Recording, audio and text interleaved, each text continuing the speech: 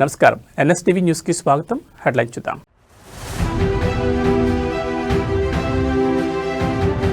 కర్తవ్య పథలో జాతీయ జెండాను ఆవిష్కరించిన Draupadi Murmu. Antonio Costa, Ursula von der Leyen కు ఘన స్వాగతం.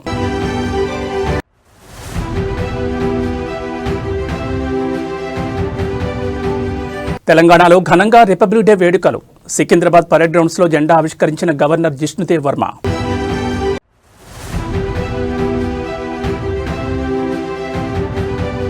అమరావతిలో తొలిసారి గణతంత్ర దినోత్సవ వేడుకలు. జాతీయ పతాకాన్ని ఆవిష్కరించిన గవర్నర్.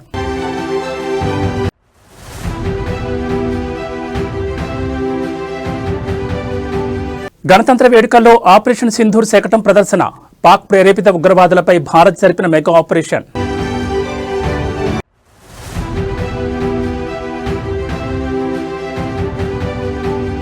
జనగణనపై తెలంగాణ జాగృతి కీలక నిర్ణయం. ఈ నెల 29న రౌండ్ టేబుల్ సమావేశానికి పిలుపునిచ్చిన కవిత. ఇక డీటెయిల్స్ చూస్తే దేశ రాజధాని ఢిల్లీలోని కర్తవ్య పథలో 77వ గణతంత్ర దినోత్సవ వేడుకలు అత్యంత వైభవపేతంగా జరుగుతున్నాయి. ఈ ఏడాది వేడుకలకు యూరోపియన్ కౌన్సిల్ అధ్యక్షుడు ఆంటోనియో కోస్టా, యూరోపియన్ కమిషన్ అధ్యక్షురాలు ఉర్సులా వాన్ డెర్ లేయన్ ముఖ్య అతిథులుగా హాజరయ్యారు. ఈసారి పరేడ్ వందే మాత్రం 150 ఏళ్లు అనే థీమ్తో సాగుతోంది. జాతీయ గీతానికి 150 ఏళ్లు పూర్తవుతున్న సందర్భంగా ఆస్కార్ విజేత ఎంఎం కీరవాణి స్వరపరిచిన ప్రత్యేక గీతం ఈ వేడుకల్లో హైలైట్గా నిలిచింది. ముందుగా రాష్ట్రపతి భవన్ నుంచి ప్రెసిడెంట్ ముర్ముతో కలిసి Antonio Costa, Ursula von der కిలిసి సంప్రదాయ గౌరవపు బగ్గీలో కర్తవ్య పథకు చేరుకున్నారు. ఈ సందర్భంగా వారికి ప్రధాని నరేంద్ర మోడీ ఎదురెళ్లి వారికి ఘన స్వాగతం పలికారు. ఆయన వెంటనే కేంద్ర రక్షణ శాఖ మంత్రి రాజ్నాథ్ సింగ్ కూడా ఉన్నారు. అనంతరం రాష్ట్రపతి ద్రౌపది ముర్ము కర్తవ్య పథ్ వేదికగా మువ్వన్నెల పతాకాన్ని ఆవిష్కరించగా అనంతరం జాతీయ గీతాలాపన చేశారు.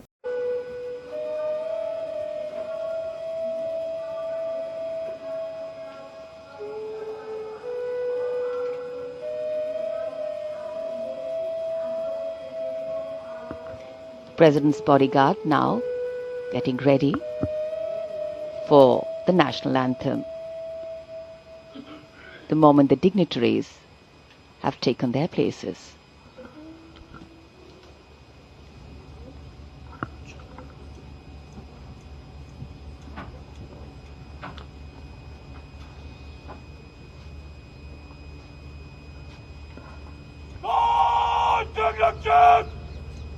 سلام دقيق ماشي سلوك مدد دد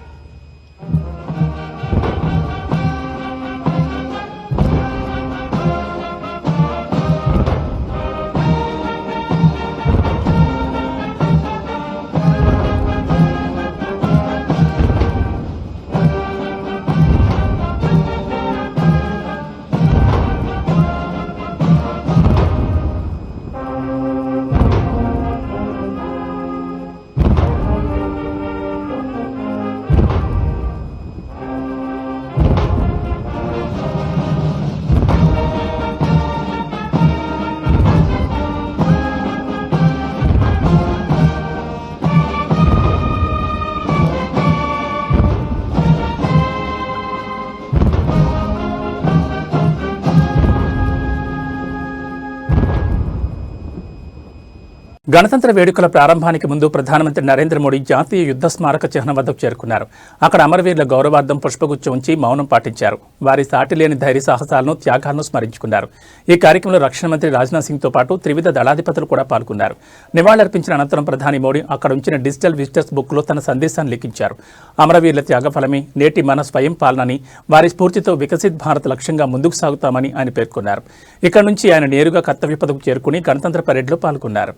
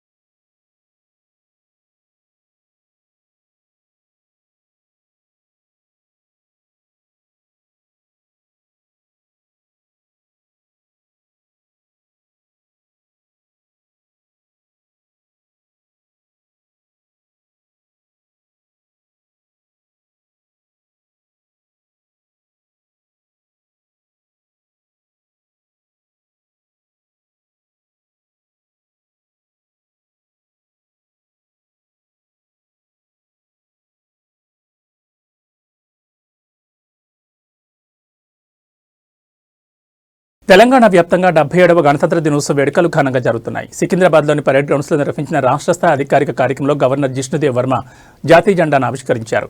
అనంతరం ఆయన సాయుధ దళాల గౌరవవందనం స్వీకరించారు. ఈ వేడుకలకు డిప్యూటీ సీఎం భట్టి విక్రమార్క, మంత్రులు కోమటిరెడ్డి వెంకటరెడ్డి, శ్రీధర్ బాబు, శాసనసభ స్పీకర్ గడ్డం ప్రసాద్, మండలి చైర్మన్ గుత్తా సుఖేందర్ రెడ్డి హాజరయ్యారు.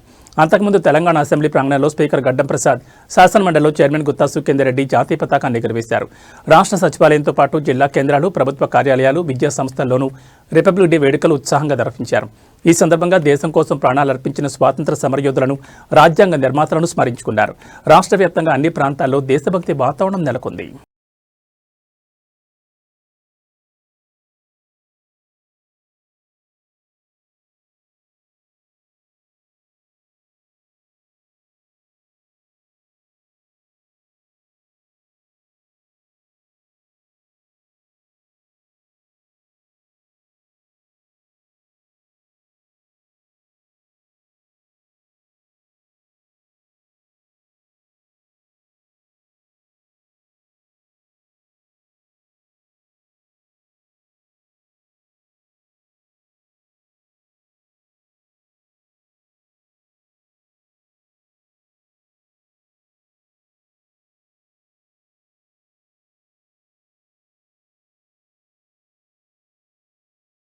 ఏపీ రాజధాని అమరావతిలో తొలిసారి ప్రభుత్వం గణతంత్ర దినోత్సవ వేడుకలు నిర్వహించింది. రాయపూడి సమీపంలో సీడ్ యాక్సెస్ రోడ్ పక్కన ఉన్న ఎమ్మెల్యే క్వార్టర్స్ నుంచి హైకోర్టుకు వెళ్లే దారిలో 22 ఎకరాల విస్తీర్ణంలో ఈ వేడుకలు జరుగుతున్నాయి.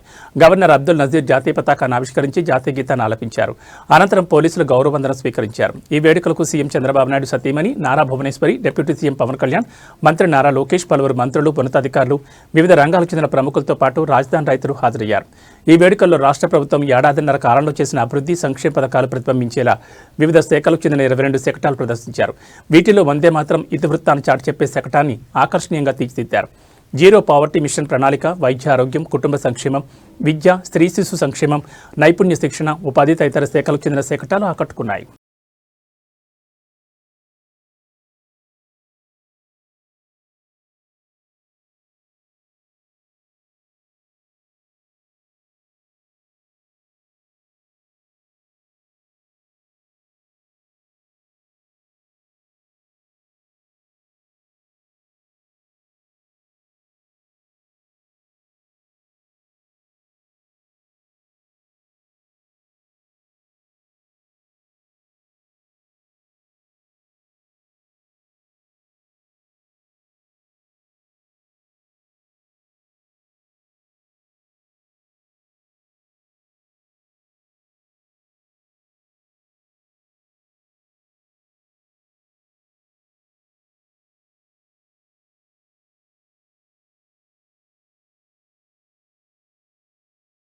దేశవ్యాప్తంగా 77వ గణతంత్ర దినోత్సవ వేడుకలు అత్యంత వైభవంగా జరుగుతున్నాయి. హైదరాబాద్లోని బీఆర్ఎస్ పార్టీ ప్రధాన కార్యాలయం తెలంగాణ భవన్లో పండగ వాతావరణం నెలకొంది.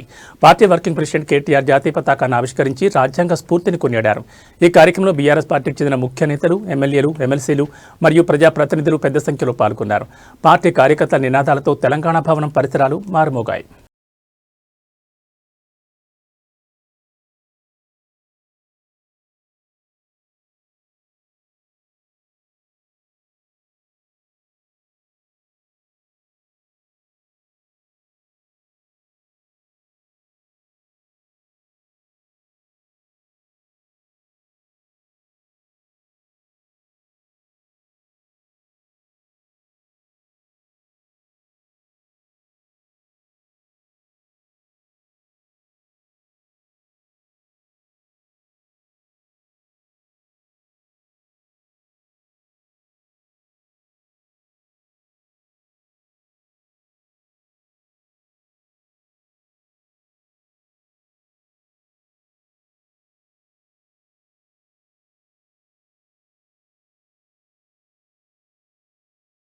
డెబ్బై 77వ గణతంత్ర దినోత్సవం సందర్భంగా ఢిల్లీలోని కర్తవ్య పథలో జరిగిన పరేడ్లో త్రివిధ దళాల శకటం ప్రత్యేక ఆకర్షణగా నిలిచింది. పాకిస్తాన్ ప్రేరేపిత ఉగ్రవాదులపై భారత్ చేపట్టిన భారీ సైనిక చర్య ఆపరేషన్ సింధూర్ను ఈ శకటం ద్వారా ప్రదర్శించారు. భారత సైన్యం, నౌకాదళం, వాయుసేనల సంయుక్త పోరాట శక్తికి, ఐక్యతకు ఇది ప్రతీకగా నిలిచింది. సంయుక్త పోరాటంతో విజయం అనే థీమ్తో ఈ శకటాన్ని రూపొందించారు. యుద్ధ సమయంలో ప్రణాళిక, సమన్వయంతో నిర్ణయాత్మక చర్యలు తీసుకుని భారత సంకల్పాన్ని ఇది చాటి చెప్పింది. ఆపరేషన్ సింధూర్లో భాగంగా భారత వాయుసేన జరిపిన వైమానిక దాడులు, సముద్రంలో ఆధిపత్యాన్ని నిలబెట్టిన నౌకాదళం, వేగవంతమైన విన్యాసాలు, సైన్యం సాగించిన భూతల దాడులను సెక్టర్లో కళ్లకట్టినట్లు చూపించారు. గత ఏడాది పహల్గాంలో పర్యాటకులపై జరిగిన ఉగ్రదాడికి ప్రతీకారంగా ఆపరేషన్ సింధూర్ను చేపట్టారు. మే 7న తెల్లవారుజామున పాకిస్తాన్ పాక్ ఆక్రమిత కశ్మీర్లోని ఉగ్ర శిబిరాలపై దాడులతో ఈ ఆపరేషన్ ప్రారంభమైంది. 4 రోజుల పాటు సాగిన ఈ సైనిక చర్యలో పాకిస్తాన్ భారత నగరాలపై క్షిపణి దాడులకు విఫలయత్నం చేయగా వాటిని భారత వాయు రక్షణ వ్యవస్థ సమర్థంగా నిర్వీర్యం చేసింది. ఈ ఆపరేషన్లో భారీ నష్టాలను చవిచూసిన పాకిస్తాన్ ఇక తట్టుకోలేక కాల్పుల విరమణ చేయాలని అభ్యర్థించింది. దీంతో మే 10న ఆపరేషన్ నిలిచిపోయింది. భవిష్యత్ సవాళ్లకు సిద్ధంగా సాంకేతికతతో కూడిన శక్తిగా భారత రక్షణ దళాలు రూపాంతరం చెందుతున్నాయని ఈ శకటం స్పష్టం చేసింది.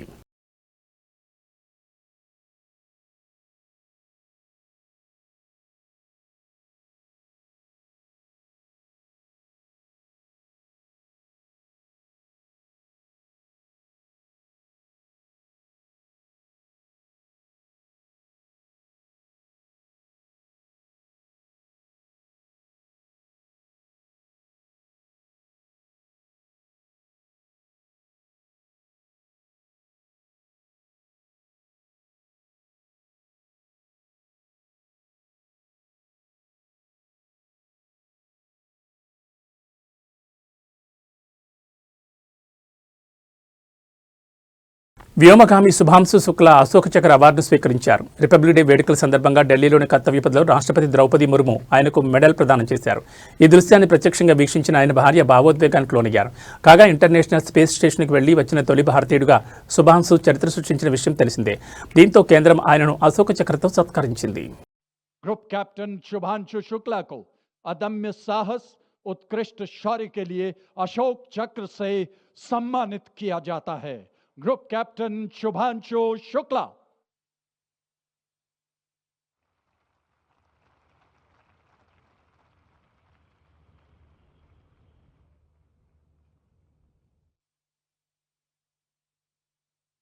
నగరంలోని Basavatarakam Indo American cancer hospital and research ఇన్స్టిట్యూట్లో 77వ గణతంత్ర దినోత్సవ వేడుకలు ఘనంగా నిర్వహించారు. ఈ సందర్భంగా హాస్పిటల్ చైర్మన్ నందమూరి బాలకృష్ణ జాతీయ పతాకాన్ని ఆవిష్కరించారు. అనంతరం ఆయన మాట్లాడుతూ భారత రాజ్యాంగంలోని ప్రతి పదం వెనుక ప్రజల భవిష్యత్ దాకుందన్నారు. భారత రాజ్యాంగాన్ని రూపొందించేందుకు 2 సంవత్సరాల 11 నెలల 18 రోజుల సమయం పట్టిందని తెలిపారు. ఎన్నో చర్చలు, విభిన్న అభిప్రాయాలు వ్యక్తమయ్యాయని చెప్పారు.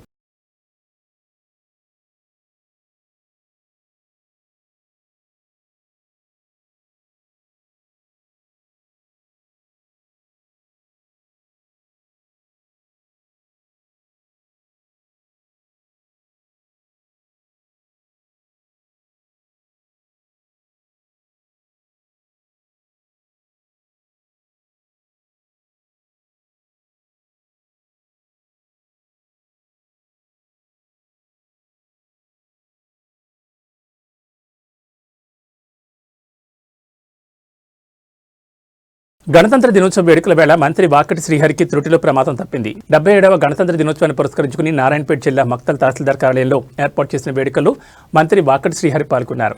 వేలాది మంది ప్రజలు, విద్యార్థులు, అధికారుల సమక్షంలో మంత్రి జెండాను ఆవిష్కరించేందుకు సిద్ధమయ్యారు. ఆయన జెండాను ఎగురవేయడానికి తాడును లాగుతున్న తరుణంలో ఆ బరువుకు జెండా కర్ర మధ్యలోకి విరిగి కింద పడిపోయింది. అయితే విరిగిపడిన కర్ర మంత్రి వాకటి శ్రీహరికి అత్యంత సమీపంలో పడింది. ఆయన అప్రమత్తంగా పక్కకు తప్పుకోవడంతో పెద్ద ప్రమాదం తప్పినట్లయింది. అయితే ఈ హఠాత్ పరిణామంతో అక్కడున్న ఒక వ్యక్తికి గాయాలయ్యాయి. వెంటనే అప్రమత్తమైన సిబ్బంది బాధితుడిని చికిత్స కోసం ఆసుపత్రికి తరలించారు.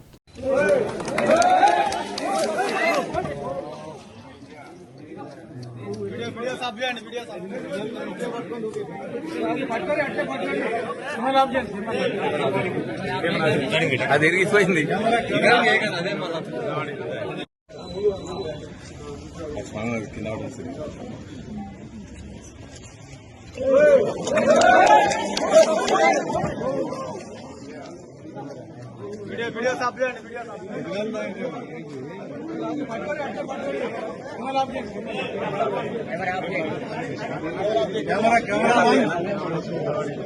దుబ్బాక నియోజకవర్గంలో రాజకీయ సేగలు ఒక్కసారిగా రాజుకున్నాయి. 77వ గణతంత్ర దినోత్సవ వేడుకల్లో పాల్గొని తిరిగి వెళుతున్న బీఆర్ఎస్ ఎమ్మెల్యే కొత్త ప్రభాకర్ రెడ్డిపై కాంగ్రెస్ కార్యకర్తలు, నాయకులు దాడికి యత్నించడం సంచలనంగా మారింది. పట్నంలోని గాంధీ సెంటర్ వద్ద ఎమ్మెల్యే కారును అడ్డుకున్న కాంగ్రెస్ నేతలు ఆయనతో తీవ్ర వాగ్వాదానికి దిగారు. ప్రభుత్వానికి వ్యతిరేకంగా మాట్లాడితే ఊరుకోబోమని హెచ్చరిస్తూ కారుపైకి దూసుకెళ్లారు. దుబ్బాక పట్టణ కేంద్రంలోని గాంధీ సెంటర్ వద్ద ఈ ఘటన చోటు చేసుకుంది. గణతంత్ర వేడుకలు వేడుకల్లో భాగంగా జాతీయ పతాకాన్ని ఆవిష్కరించిన ఎమ్మెల్యే కొత్త ప్రభాకర్ రెడ్డి తన కారులో బయలుదేరారు. అప్పటికే అక్కడ ఉన్న కాంగ్రెస్ శ్రేణులు అకస్మాత్తుగా కారును అడ్డుకున్నారు. ఎమ్మెల్యే కారు డోర్ తీసేందుకు ప్రయత్నిస్తూ ప్రభుత్వ వైఖరిని విమర్శిస్తే సహించేది లేదని బెదిరింపులకు దిగారు. దీంతో బీఆర్ఎస్ కార్యకర్తలు వారిని అడ్డుకోవడంతో ఇరు వర్గాల మధ్య తోపులాట జరిగింది. ఎమ్మెల్యేపై దాడికి యత్నించిన వారిని వెంటనే అరెస్ట్ చేయాలని డిమాండ్ చేస్తూ బీఆర్ఎస్ నాయకులు ఆందోళన దిగారు. ప్రజాస్వామ్యంలో ఎమ్మెల్యేపైనే దాడికి దిగడం కాంగ్రెస్ అరాచక పాలనకు నిదర్శనమని మండిపడ్డారు. ప్రస్తుతం దుబాకలో భారీగా పోలీసులు మోహరించారు.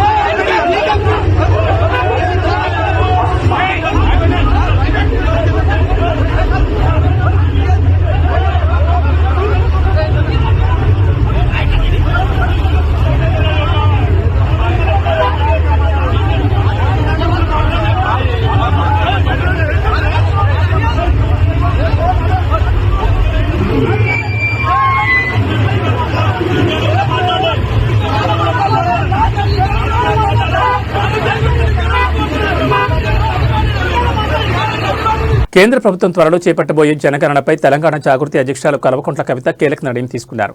జనగణనలో బీసీల కులగణన చేపట్టాలన్న డిమాండ్తో ఈ నెల 29న భారీ రౌండ్ టేబుల్ సమావేశం నిర్వహించనున్నారు. బంజారాహిల్స్లోని జాగృతి కార్యాలయంలో స్టేట్ బాడీ నాయకులతో సమావేశమైన ఆమె భవిష్యత్ కార్యాచరణను ఖరారు చేశారు. కేంద్రం నిర్వహించే జనగణనలో బీసీలకు ప్రత్యేక కాలం లేకపోవడం, అలాగే సబ్ కాస్ట్లను లెక్కించే విధానం లేకపోవడంపై తెలంగాణ జాగృతి తీవ్ర అభ్యంతరం వ్యక్తం చేస్తోంది. ఈ అంశాలపై చర్చించేందుకు మేధావులు, కుల సంఘాల నాయకులతో ఈ నెల 29న రౌండ్ టేబుల్ సమావేశం ఏర్పాటు చేశారు. బంజారాహిల్స్లోని కార్యాలయంలో జరిగిన స్టేట్ బాడీ మీటింగ్లో కవిత మాట్లాడుతూ కులగణన లేకపోతే బీసీలకు అన్యాయం జరుగుతుందని హెచ్చరించారు. జనగణనలో ఆయా కులాల డిమాండ్లను రౌండ్ టేబుల్ సమావేశంలో లోతుగా చర్చించనున్నారు. అనంతరం దీనిపై ఒక సమగ్ర నివేదికను రూపొందించి కేంద్ర ప్రభుత్వానికి పంపనున్నట్లు కవిత వెల్లడించారు. బీసీల జనాభా లెక్కలు తేలినప్పుడే వారికి తగిన బడ్జెట్ మరియు రాజకీయ ప్రాధాన్యత లభిస్తుందని ఆమె స్పష్టం చేశారు.